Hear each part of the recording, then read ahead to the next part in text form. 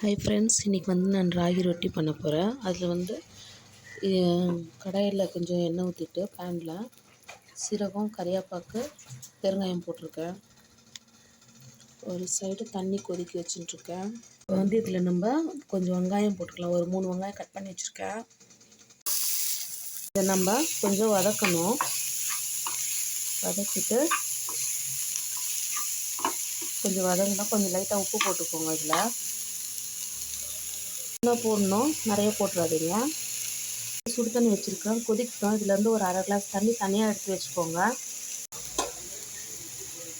உப்பு, கொஞ்சம் எண்ணெய் ஊற்றணும். இதில் கொஞ்சம் சீரகம் போடணும். ஒரு ஸ்பூன் போடுங்க போதும். 2 அழகு கேழ்வரகு மாவு, ராகி மாவு 2 அழகு போட்டுக்கோங்க. இது கொஞ்சம் கொதி வரணும். கொதி வந்தப்புறமா இந்த வெங்காயம், வதக்கின வெங்காயம் அதில் போட்டு கலக்கணும்.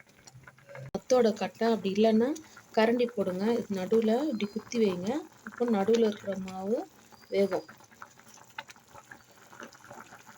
கொதி வந்துடுச்சு. இப்போ நம்ம இறக்கிடலாம்.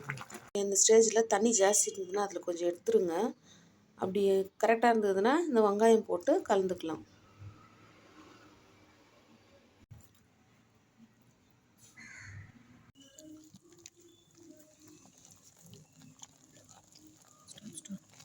இது களி கிண்டுற மாதிரி கிண்டி எடுத்துக்கணும். அவ்வளோதான். ஆறுனப்புறமா இந்த மாதிரி உருண்டை பிடிச்சிக்கோங்க. கவர் கட் பண்ணி வச்சுருக்கேன். இதில் வந்து கொஞ்சம் எண்ணெய் ஊற்றிக்கலாம். ஊற்றிட்டு இப்படி தடவி விட்டுட்டு பால் செஞ்சுருக்கோம் இல்லைங்களா, இது வந்து இப்படி வச்சு இன்னொரு கவர் வச்சு ப்ரெஸ் பண்ணிவிட்டு, உங்களுக்கு கரெக்டாக வரலன்னா இந்த தட்டு இருக்குது இல்லைங்களா, இந்த தட்டு வச்சு இப்படி ப்ரெஸ் பண்ணுங்கள்.